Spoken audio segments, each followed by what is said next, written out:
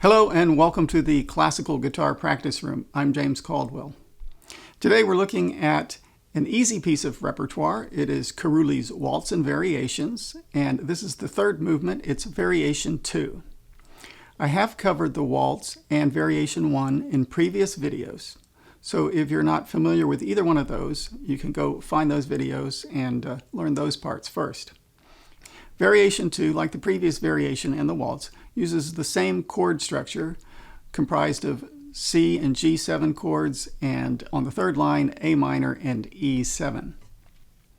Variation 2, like Variation 1 and the waltz, has 3 sections with 8 measures each, and each section has a repeat.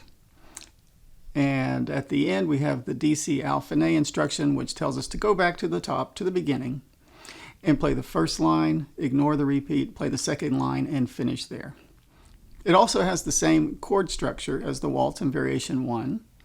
And lines 1 and 2, the first 16 measures, are centered around C and G7 chords. And the last 8 measures, the third line, it goes to A minor and E7. Okay, let's take a look at the first measure here. This begins with a straightforward ascending-descending arpeggio over the C chord. So our bass note is on the 5th string, and with the right hand we'll play that with the thumb. Then we have I on the 3rd string, M on the 2nd string, A on the 1st string, and we have P, I, M, A, M, I. Ascending and descending, P, I, M, A, M, I. Second measure goes to the G7 chord, which just requires of the left hand the first finger on the 1st fret of the 1st string. The right hand, now the thumb, will be playing the 4th string D, and we use that same pattern of P, I, M, A, M, I. And the third measure goes back to the C chord with the bass note on the 5th string, and it's the same arpeggiated pattern, P, I, M, A, M, I. So the first 3 measures are very straightforward. C, G7, C.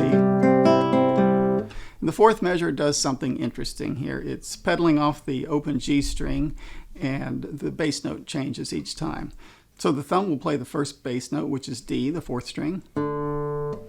There is an I printed above the first G note, so the index finger will play that. Then we have a bass note of B, 2nd fret of the 5th string. Thumb will play that. Another G note. We can use I again here. And then we have a G on the 6th string, 3rd fret. Thumb will play that on the right hand. And then we have another G. We can play that with I. So we have this D, G, B, G, G, G. Or just calling out the bass notes, D, B, G, with a G 3rd string note following each one. Now you could play that measure with just the thumb and the I finger. And go thumb, index, thumb, index, thumb, index.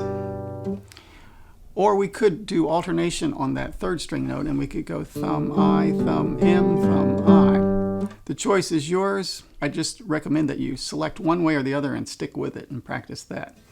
Okay, the 5th and 6th measures of this line are just the same as the first 2. C chord, and we're back to our arpeggiation pattern of P, I, M, A, M, I. 6th measure is G7, just one finger on the F on the 1st string. And the 7th measure here is like the 4th measure. D, G, B, G, G, G. And again, you can go thumb, I, thumb, I, thumb, I, or you can go thumb, I, thumb, M, thumb, I. And the 8th measure is just a C. So here's a playthrough of the first 8 measures. C, P, I, M, A, M, I, G7, C.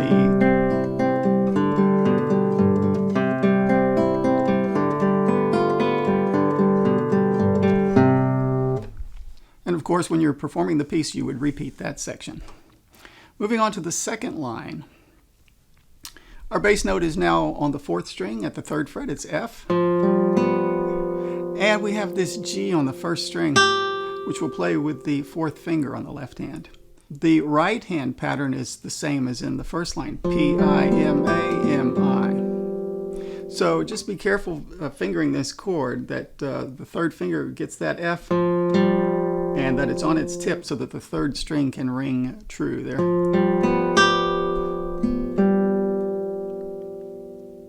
second measure, the bass note is now the E on the 4th string with the second finger. We get a C on the 2nd string with the 1st finger. And our high note is still that G on the 1st string with the pinky. The right hand pattern is still the same here. P-I-M-A-M-I, P-I-M-A-M-I. And I just want to point out that you can hold that 4th finger down on that G note. Don't release it. Let that note ring. In the 3rd measure, we have a simple G7 here with just 1 finger on the 1st string F, same arpeggiation pattern, P.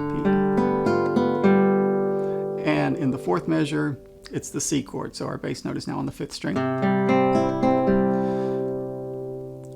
So on this line, we're sticking with that P-I-M-A-M-I pattern all the way through.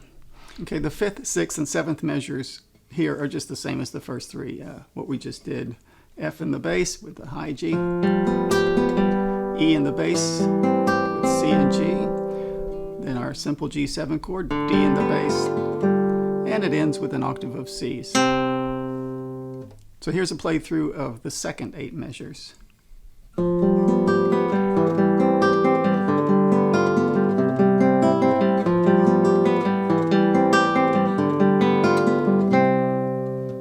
And again, there's a repeat there, so when performing it, you would play that line twice.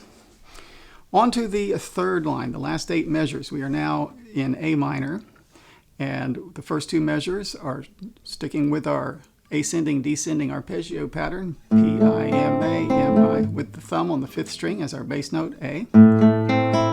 Second measure is the same as the first. Now in the 3rd and 4th measures, we are pedaling off the low E string, and we have this descending line, which we saw in the waltz, by the way. But there is a low E note preceding each of those notes. I'm just going to play those 2 measures together. Now, there's a couple of ways we could play the higher notes with the right hand. We could alternate starting with I, so it would be thumb, I, thumb, M, thumb, I, thumb, M, thumb, I, thumb, M. Or we could do all M, seeing that it is the 2nd string, thumb, M, thumb, M, thumb, M. But it's just a simple line here, just D, C, B, C, B, C. Either one is valid. Again, make a decision on which way you want to play that and practice it that way exclusively. 5th and 6th measures on this line are the same as the first 2. It's the A minor chord with the ascending, descending arpeggio pattern. The 7th measure is identical to the 3rd measure. However, if you have decided to alternate those 2nd string notes, I would recommend starting with the M finger here and going M-I-M, because the 8th measure, we want the I finger ready to play that A. So 7th measure, thumb, M, thumb, I, thumb, M, 8th measure. Or we can do the 7th measure with all M. It's your choice. Well, that's it for variation 2 of Carulli's Waltz in 3 variations. I hope that you found this video helpful and informative and got something out of it. And if you did, I would appreciate it if you would give me a like and subscribe to my channel to stay tuned for more classical guitar videos, including the final installment of this series on Carulli's Waltz and variations, and that will be variation 3. I hope to see you again soon here in the Classical Guitar Practice Room. Until next time, I've been James Caldwell.